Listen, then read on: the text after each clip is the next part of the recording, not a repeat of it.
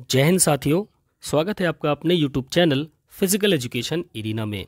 दोस्तों, जैसा कि मैंने आपसे कहा था कि हम अपनी मॉक टेस्ट सीरीज़ को भी कंटिन्यू रखेंगे साथ में। ठीक है, तो आज हम सॉल्व करेंगे दोस्तों मॉक टेस्ट नंबर 8 को, जो कि बेस्ड होने वाला है आपका DSSB के प्रीवियस ईयर क्वेश्चंस के ऊपर। ठीक है, इसमें हम टॉप 50 क्वेश्चंस को सॉल्व करेंगे, जो कि आपके फिजिकल एजुकेशन के आने वाले जितने भी एग्जाम्स हैं ना, उनके लिए काफ़ी हेल्पफुल होने वाली है ये वीडियो। ठीक है, तो जल्दी से इस सेशन को शेयर कर दीजिए और एक प्यारा सा लाइक कर दीजिए। तो चलिए शुरू करते हैं हम आज की मॉक टेस्ट सीरीज़ नंबर 8 की। ठीक है, तो पहला क्वेश्चन आपके सामने आ रहा है दोस्तों। पहला क्वेश्चन आपसे क्या कह रहा है, निम्न में से कौन खेल कूद में पहली महिला है जिसने एशियन स्वर्ण पदक जीता। ठीक है, who among the following is the first women in sports to win an Asian gold medal.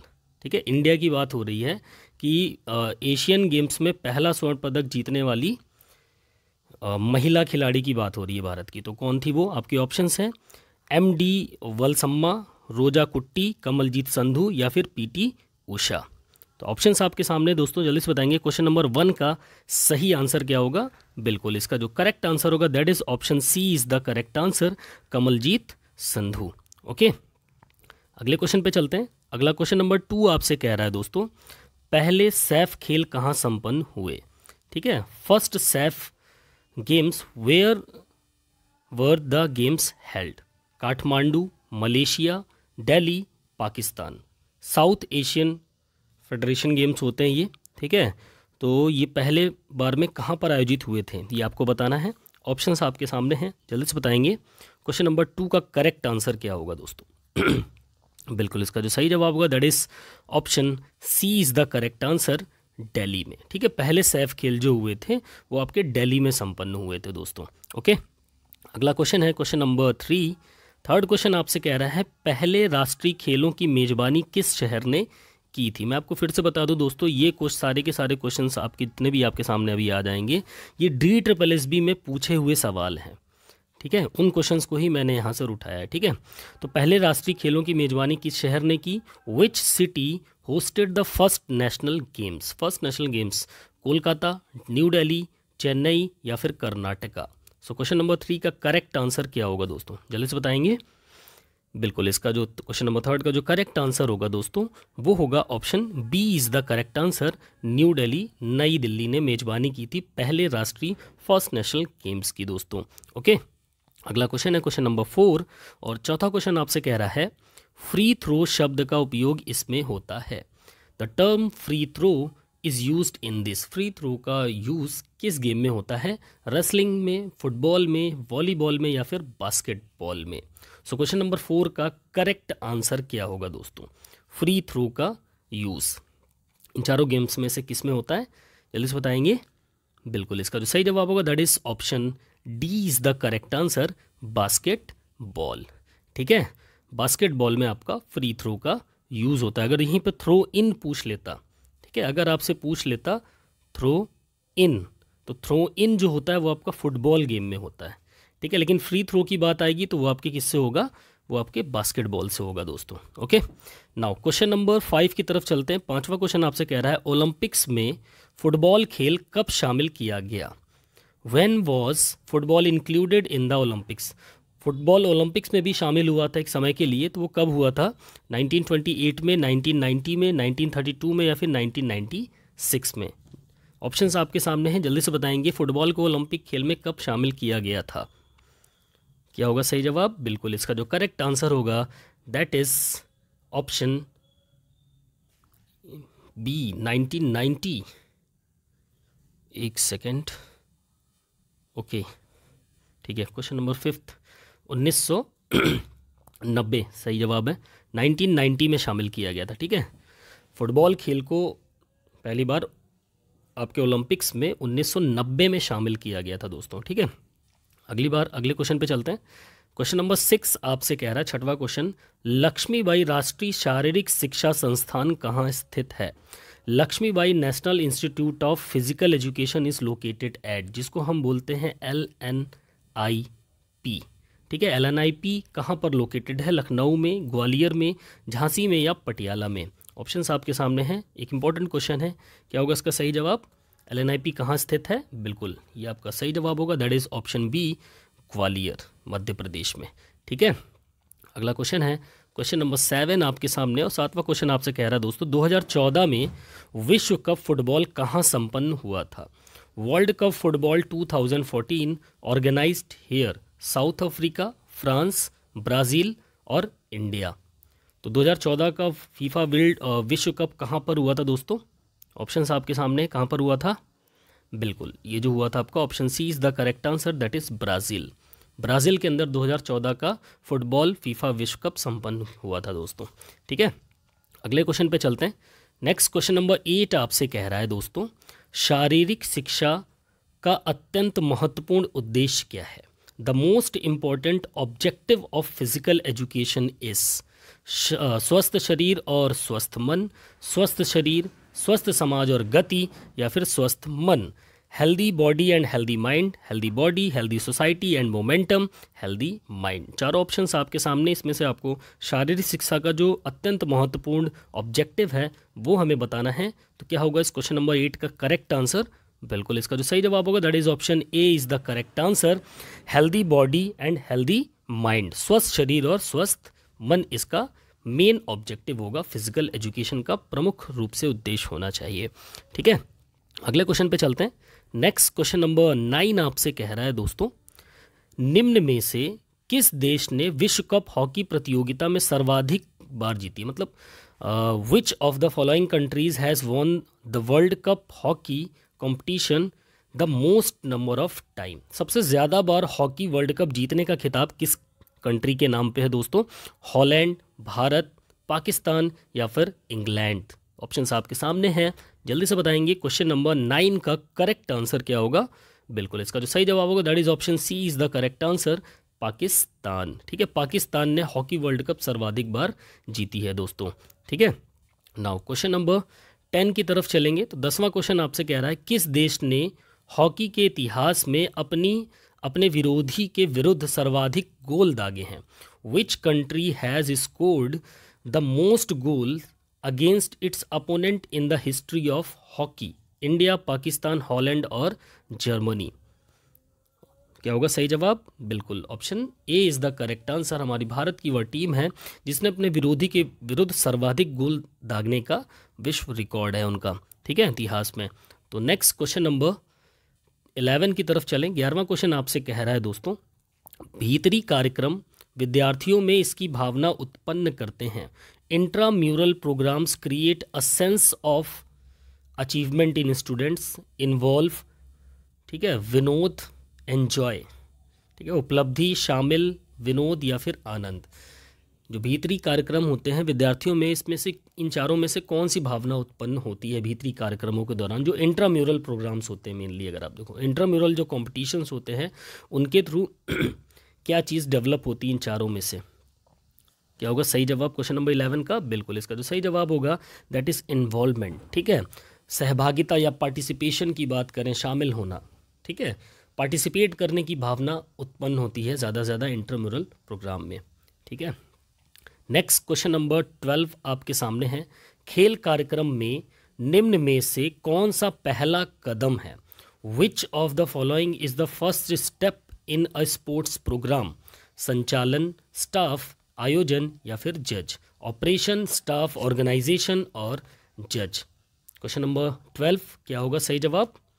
बिल्कुल इसका सही जवाब होगा that is option C is the correct answer, आयोजन यानी कि ऑर्गेनाइजेशन। खेल के जितने भी प्रोग्राम्स होते हैं, स्पोर्ट्स प्रोग्राम होते हैं, उनमें जो सबसे पहला कदम होना चाहिए वो आयोजन होना चाहिए, उसका ऑर्गेनाइजेशन करना। ठीक है, उसके बाद बाकी चीज़ें आती, जब ऑर्गेनाइज होगा तभी तो सारी चीज़ों का इन्वॉल्वमेंट होगा उसके अंदर, है ना। नेक्स्ट क्वेश्चन नंबर 13वां क्वेश्चन आपसे कह रहा है खेल प्रबंधन है क्या? एक कला, विज्ञान, दोनों कला और विज्ञान या फिर उपरोक्त में से कोई नहीं? Sports management is art, science, both A and B और नॉन ऑफ दी अबव। तो क्वेश्चन नंबर 13 का करेक्ट आंसर क्या होगा दोस्तों? बिल्कुल इसका जो सही जवाब होगा दैट इज 13 खेल प्रबंधन, दैट इज आर्ट। ठीक है, option A is the correct answer, art. खेल प्रबंधन एक आर्ट है। ठीक है, sports management is an art. Next question की तरफ चलें। क्वेश्चन नंबर 14 है आपके सामने। 14वां क्वेश्चन आपसे क्या कह रहा है, खेल प्रबंधन में निम्न में से क्या निरोध पहचान के दायरे में नहीं आता। ठीक है, which of the following is not come with in the scope of deterrence detection in sports management. Geographic, somatic, economic और सोशल, भौगोलिक, दैहिक, आर्थिक और सामाजिक। सो क्वेश्चन नंबर 14 का करेक्ट आंसर क्या होगा दोस्तों?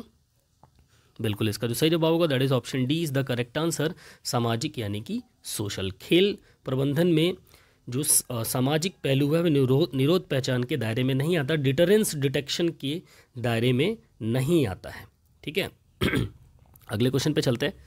नेक्स्ट क्वेश्चन नंबर 15 आपके सामने है। 15वां क्वेश्चन आपसे कह रहा है, सही तथ्य सही लोगों के पास सही समय पर सही तरीके से ले जाने को क्या कहते हैं।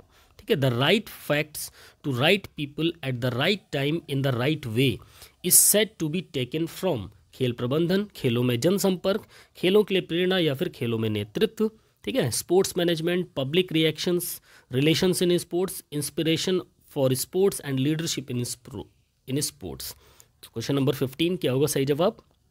बिल्कुल इसका जो करेक्ट आंसर होगा that is option D is the correct answer, leadership in sports, खेलों में नेतृत्व। ठीक है, सही तथ्य सही लोगों के पास सही समय पर सही तरीके से अगर पहुंच जाती है तो वो खेलों में नेतृत्व, एक लीडरशिप इन स्पोर्ट्स कहलाती है दोस्तों। ठीक है, अगला क्वेश्चन नंबर 16 है आपके सामने।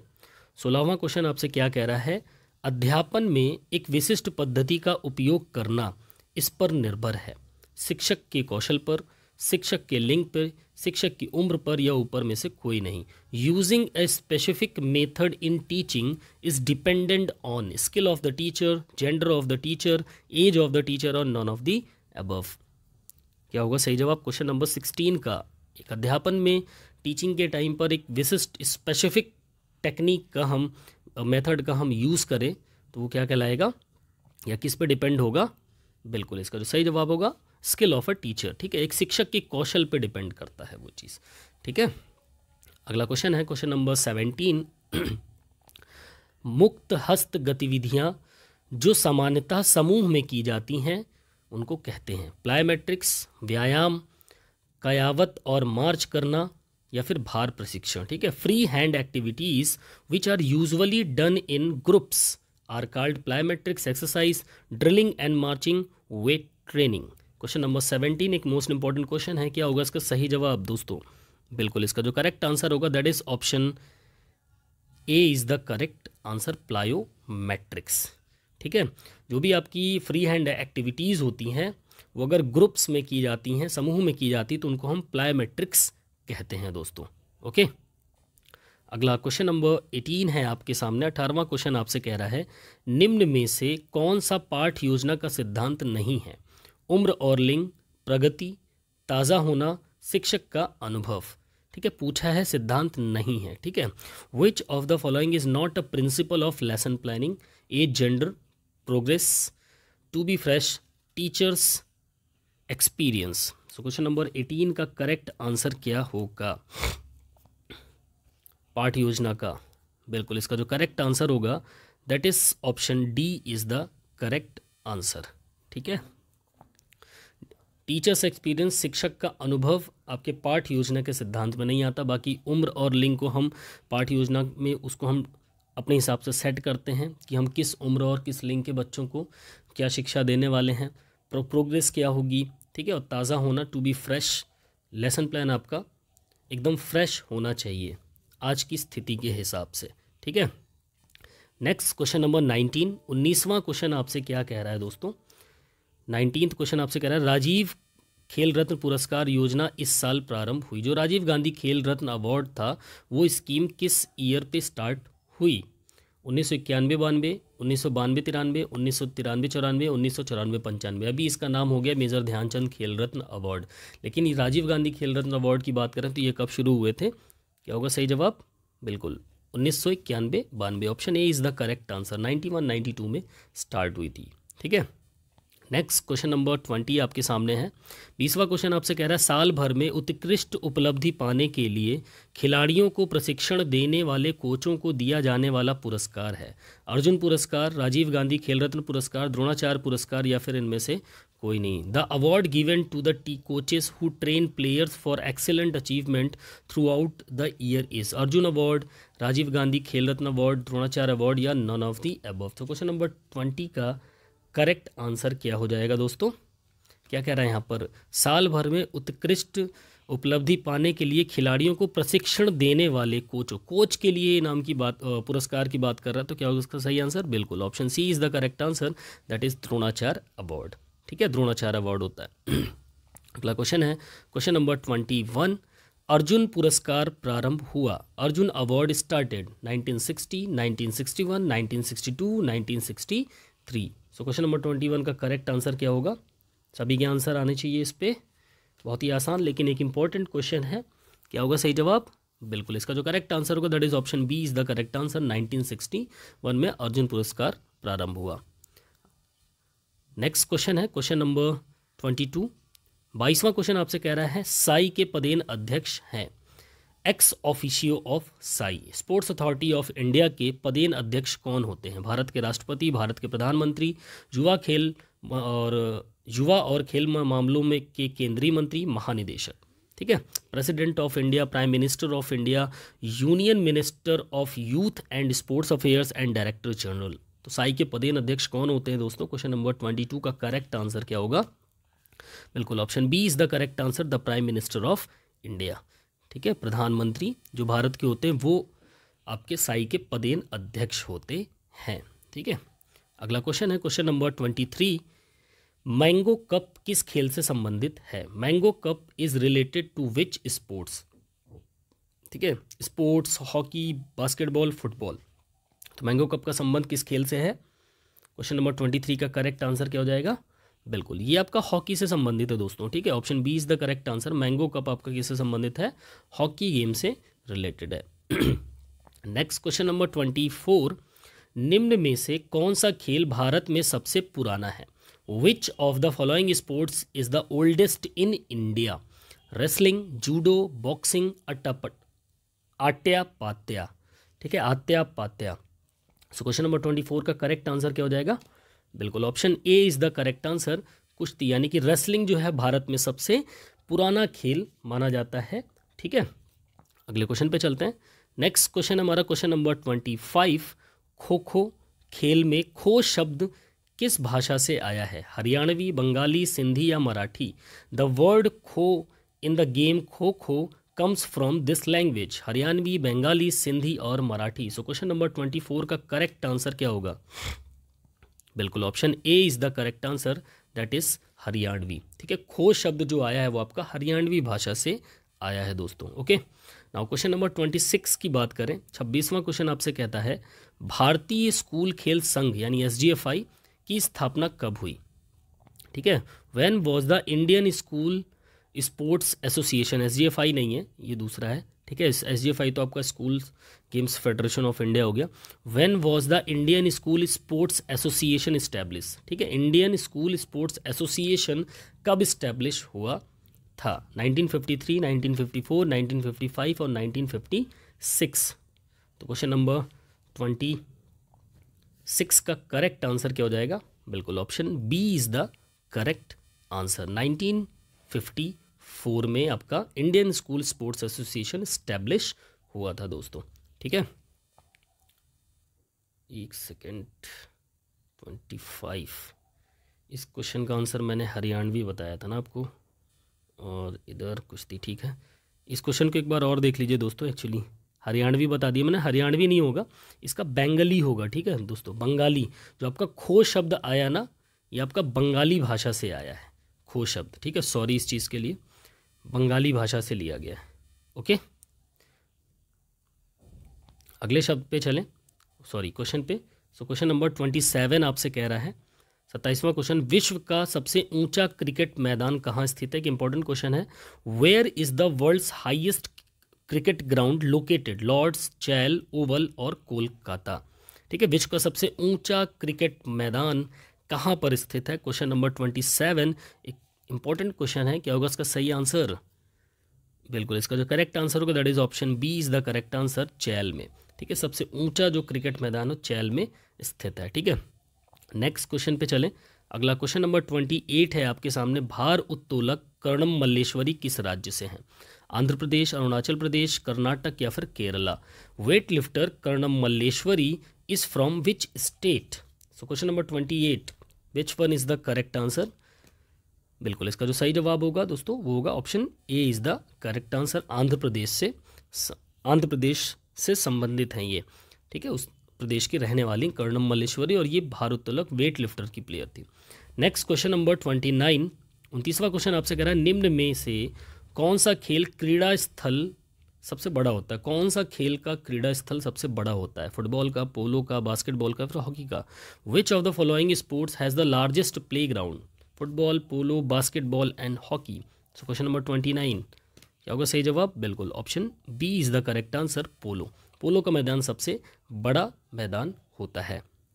ठीक है, नेक्स्ट क्वेश्चन नंबर 30, 30वां क्वेश्चन आपसे कह रहा है निम्न में से कौन से देश में विश्व शारीरिक शिक्षा कांग्रेस का मुख्यालय स्थित है? ठीक है, in which of the following countries where is the headquarters of world physical education congress? Japan, America, England and Germany. तो क्या होगा इसका सही आंसर? बिल्कुल, इसका जो सही जवाब होगा that is option B is the correct answer, America. ठीक है, वर्ल्ड फिजिकल एजुकेशन कांग्रेस का जो मुख्यालय है वो आपका अमेरिका में स्थित है दोस्तों। अगला क्वेश्चन है क्वेश्चन नंबर 31, ओवल स्टेडियम किस खेल से संबंधित है? ठीक है, Oval stadium is related to which sports? Basketball, cricket, hockey और फुटबॉल। क्वेश्चन नंबर 31 क्या होगा सही जवाब?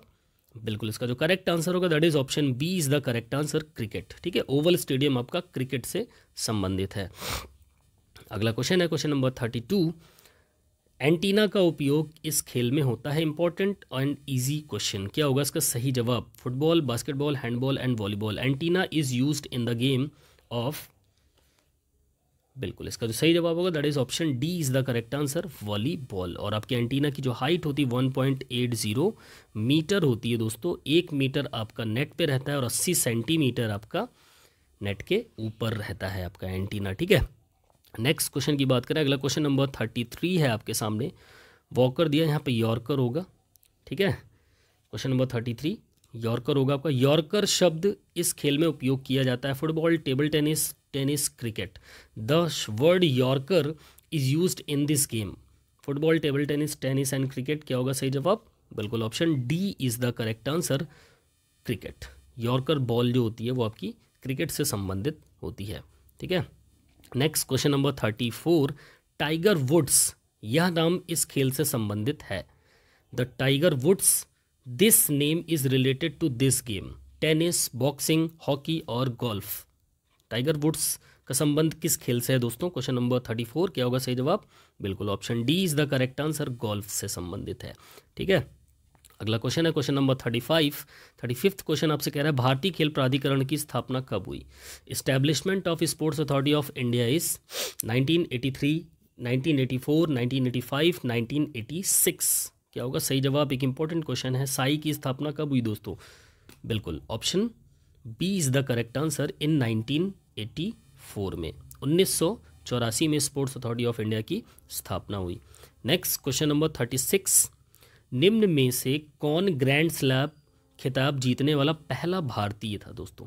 Who among the following was the first Indian to win the grand slam title? Leander Paes, Mahesh Bhupathi, both A and B और none of these. So question number 36 का correct answer क्या होगा दोस्तों? किसने ग्रैंड स्लैम सबसे पहले जीता भारत में? कौन सा वो भारतीय खिलाड़ी जिसने पहला ग्रैंड स्लैम खिताब जीता, पहली बार जीतने वाला? बिल्कुल, option B is the correct answer, that is option B, Mahesh Bhupathi. ठीक है, महेश भूपति वो खिलाड़ी थे जो ग्रैंड स्लैम जीतने वाले पहले भारतीय बने थे दोस्तों। ठीक है, अगला क्वेश्चन नंबर 37 है आपके सामने दोस्तों। शरीर में ईंधन का शीघ्र स्रोत क्या होता है? A quick source of fuel in the body is? वसा, ग्लूकोज, पानी या फिर दूध? फैट, ग्लूकोजन, वाटर और मिल्क। सो क्वेश्चन नंबर 37 का करेक्ट आंसर क्या हो जाएगा दोस्तों? बिल्कुल option B is the correct answer, glucagon. ठीक है, शरीर में शीघ्र ईंधन का जो स्रोत होता है दैट इज ग्लूकोजन होता है दोस्तों। Okay, glucagon. Next question number 38 है आपके सामने। बैडमिंटन में विश्व खिताब जीतने वाला पहला भारतीय कौन था दोस्तों? Who is the first Indian to win the world title in badminton? Prakash Padukone, Syed Modi, Aparna Ghosh, Aparna Popat और पुलेला गोपीचंद या पी गोपीचंद। क्वेश्चन नंबर 38 का करेक्ट आंसर क्या हो जाएगा दोस्तों? बिल्कुल option A is the correct answer, Prakash Padukone.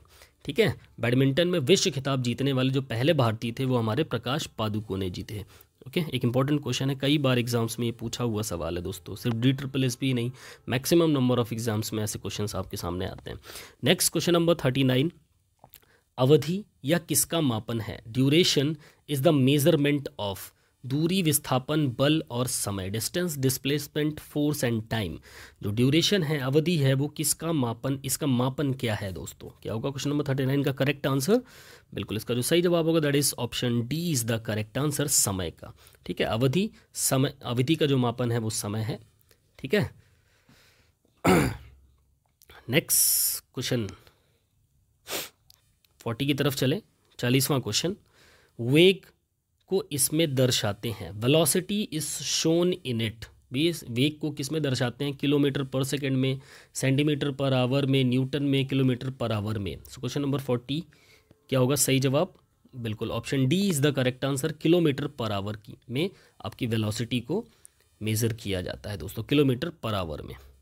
Next question number 41, जोड़ों के अध्ययन को कहते हैं easy and important and bar bar exams में पूछा जाने वाला सवाल, बलगतिकी, जीव विज्ञान, मानव नीति या संधि शास्त्र। The study of joint is called kinetics, biology, anthropometry और आर्थ्रोलॉजी।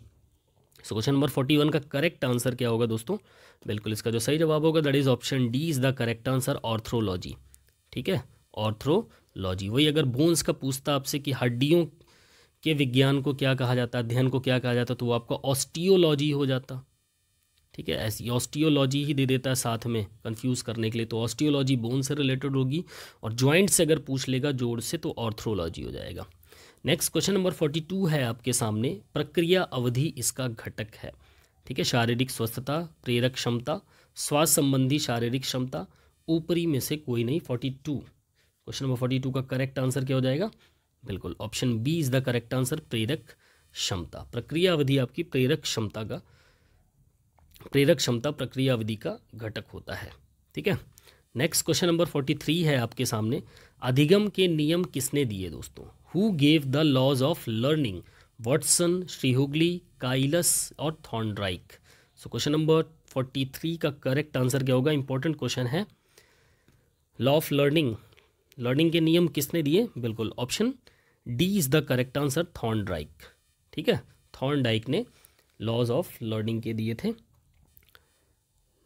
नेक्स्ट क्वेश्चन, इसको कैंसिल कर देते हैं, क्वेश्चन सही नहीं है ये। ठीक है, रॉन्ग क्वेश्चन था उसमें पेपर में जहाँ से उठाया मैंने। ठीक है, नेक्स्ट क्वेश्चन नंबर 45, भारतीय खेल प्राधिकरण का निम्न में से कौन सा क्षेत्र केंद्र नहीं है? ठीक है, भारतीय खेल प्राधिकरण का यानी कि साई का निम्न में से कौन सा क्षेत्रीय केंद्र नहीं है? ठीक है, which of the following not regional division of sports authority of India. Sai का रीजनल डिवीजन इन चारों में से कौन नहीं है दोस्तों? कोलकाता, बेंगलोर, चंडीगढ़ या फिर पटियाला। सो क्वेश्चन नंबर 45 एक इंपॉर्टेंट क्वेश्चन है, क्या होगा इसका सही जवाब? बिल्कुल option C is the correct answer, Chandigarh जो है वो आपका रीजनल डिवीजन में नहीं आता है साई के।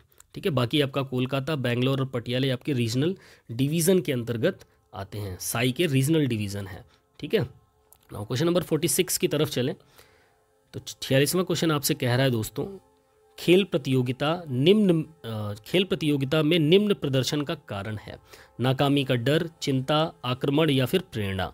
The reason for low performance in sports competition is fear of failure, anxiety, attack and inspiration. So question number 46 का करेक्ट आंसर क्या हो जाएगा? वो कौन सा कारण है जिसके कारण प्रतियोगिता में का प्रदर्शन निम्न हो जाता है, निचले स्तर पर चला जाता है? बिल्कुल option B is the correct answer, चिंता, एंग्जाइटी के कारण प्रतियोगिता का स्तर नीचे हो सकता है। ठीक है, नेक्स्ट क्वेश्चन नंबर 47 आपके सामने है। 47 क्वेश्चन आपसे कह रहा है प्राथमिक उद्देश्य कौन सा नहीं है? स्नेह, भूख, काम वासना या फिर प्यास। Which is not the primary objective? Affection, hunger, lust और थर्स्ट। क्वेश्चन नंबर 47 का करेक्ट आंसर क्या हो जाएगा? बिल्कुल option A is the correct answer. Affection, स्नेह आपका प्राथमिक उद्देश्य नहीं है। ठीक है, नेक्स्ट क्वेश्चन की बात करें, क्वेश्चन नंबर 48। कौन सी नेतृत्व रीति अपनी टीम का पूरा उत्तरदायित्व लेती है? Which leadership style takes full responsibility of its team? Permissive, monopoly, directive और डेमोक्रेटिक। अनुमति बोधक, एक तंत्रीय, निदेशात्मक और लोकतांत्रिक। ऐसी कौन सी नेतृत्व की स्टाइल होती है, लीडरशिप स्टाइल होती है जो अपनी टीम का पूरा दायित्व ले लेती है?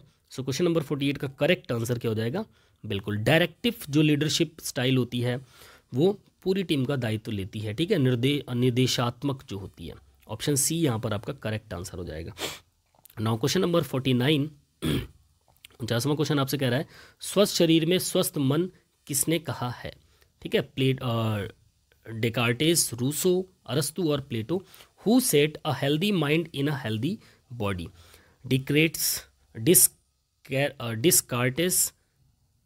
डेकार्टेस, रूसो, अरिस्टोटल एंड प्लेटो। एक इम्पॉर्टेंट क्वेश्चन है दोस्तों। ठीक है, ये क्वेश्चन अक्सर पूछा जाता है आपसे सवाल में, पेपर में। तो क्या होगा क्वेश्चन नंबर 49 का करेक्ट आंसर? बिल्कुल इसका जो सही जवाब होगा that is option D is the correct answer, Plato. But एक चीज़ आपको बता दूं, अगर यही सवाल आपसे यूपी टीजीटी, यूपी के एग्जाम में पूछा जाए, टीजीटी पीजीटी में, ठीक है, तो आप इसका आंसर एरिस्टोटल लगा के आएंगे, क्योंकि यूपी टीजीटी का जो आयोग है वो अरस्तु को ही इसका आंसर मानता है। लेकिन बाकी यूपी के अलावा कहीं पर भी कोई एग्जाम हो रहा हो देन आप इसमें प्लेटो ही लगा करके आए। ठीक है, चलिए, और अगले क्वेश्चन पे चलने से पहले आप सभी से रिक्वेस्ट है, अगर वीडियो पसंद आ रही हो तो वीडियो को एक लाइक और एक प्यारा सा शेयर ज़रूर करें। साथ ही जो भी आप चाहते हैं कि और भी कुछ चेंजेस होने चाहिए तो उनको कमेंट में लिखकर मेरे को ज़रूर बताएं, मैं उनको इम्प्लीमेंट करने की पूरी कोशिश करूँगा। ठीक है, तो नेक्स्ट क्वेश्चन पे चलते हैं। अगला क्वेश्चन नंबर 50 है आपके सामने। बचपन में व्यक्ति का आचरण इससे अत्यधिक प्रभावी होता है। A person conduct in a childhood is highly influenced by society, school, partner और फैमिली। समाज, स्कूल, साथी या परिवार। क्या होगा सही जवाब? बिल्कुल option D is the correct answer. हमारे परिवार से ज़्यादा इन्फ्लुएंस्ड होता है। ठीक है, प्रभावी होता है। तो ये थे आज के दोस्तों टॉप 50 क्वेश्चन जो कि हमने DSSB के पुराने 2014-15 के आसपास के क्वेश्चन पेपर से उठाए हैं। ठीक है, माना कि क्वेश्चन आसान है लेकिन ऐसे भी क्वेश्चंस सारे के सारे ही पेपर आज के टाइम पे जो आपका पेपर बन रहा है फिजिकल एजुकेशन का, ऐसा नहीं कि आपके 100 क्वेश्चन बन रहा है तो 100 क्वेश्चन में से पूरे के पूरे 100 क्वेश्चन वो आपको एकदम टफ दे देगा। ठीक है, उसमें से 30% क्वेश्चन ऐसे होते हैं दोस्तों जो एकदम इजी लेवल के होते हैं। इसी टाइप के क्वेश्चंस आपको देखने को मिलेंगे। ठीक है, और इन इजी क्वेश्चंस पे ही अगर आप देखोगे तो कहीं ना कहीं हम गलतियां करके चले आते हैं जिससे हमारा सिलेक्शन 1 या 2 नंबर से रुक जाता है। इसलिए ऐसे क्वेश्चंस को भी रिवाइज करना ज़रूरी हो जाता है। ठीक है, क्योंकि इजी क्वेश्चंस को हम लाइटली आराम से पढ़ते हैं और जल्दीबाजी में आंसर गलत करके चले आते हैं। ठीक है, बाकी आपके देखा जाए तो लगभग 40% मान के चलो, 40% क्वेश्चन मीडियम लेवल के आते हैं। ठीक है, तो 30 और 40% जिसने अपना एकदम बढ़िया तरीके से कर लिया, ठीक है, इजी और मीडियम लेवल पे, उसका सिलेक्शन एकदम कंफर्म हो जाता है दोस्तों। बाकी जो 20-30% क्वेश्चन बने हैं जो आप बचे आपके जो हार्ड लेवल के होते हैं उन क्वेश्चंस को भी आप ट्राई करो। बट एकदम से हार्ड लेवल की तरफ ही आप अपनी प्रिपरेशन को लेके जाओगे ना तो इसके चक्कर में आप इजी और मीडियम लेवल को कहीं ना कहीं छोड़ते हो, जबकि सिलेक्शन आपका यहीं से क्लियर हो जाता है। ठीक है, तो ऐसा नहीं कि हार्ड क्वेश्चंस को नहीं देखना, उनको भी लेते हुए चलो, साथ में अपनी प्रैक्टिस बढ़िया रखो। आखिर ईजी क्वेश्चन का ही हार्ड क्वेश्चन में बेस अगर आप बेस पढ़ोगे तो वो ईजी क्वेश्चन से ही निकल के आएगा। ठीक है, तो फोकस आपका मेन 30 और 40% पे ही होना चाहिए। बाकी आप एक्स्ट्रा टाइम निकाल करके अपनी प्रिपरेशन को डीप ले जाइए, उनको बढ़िया थ्योरी के रूप में पढ़िए, ताकि जो हार्ड क्वेश्चन आते हैं वो ऑनलाइनर आते ही नहीं हैं। ठीक है, जब उनको उस टॉपिक के बारे में आपको पता होगा तो आप इजीली उनको सॉल्व कर पाओगे। ओके, इस चीज़ को ध्यान में रखना है। और अगर वीडियो पसंद आई तो वीडियो को लाइक, शेयर, कमेंट ज़रूर करना। जो भी साथी इस चैनल पर नए हैं, चैनल को सब्सक्राइब करके बेल आइकन ज़रूर दबाओ, क्योंकि जब भी आप बेल आइकन हिट करते हो तो मेरी हर एक वीडियो का नोटिफिकेशन सबसे पहले आपके पास पहुंचता है। ठीक है, तो नोटिफिकेशन पहले पहुंचेगा तो वीडियो भी आपके पास पहले ही पहुंचेगी। ठीक है, तो चलिए मिलते हैं अपनी नेक्स्ट वीडियो में, तब तक के लिए बाय बाय, टेक केयर, जय हिंद, वंदे मातरम, फिजिकल एजुकेशन जिंदाबाद।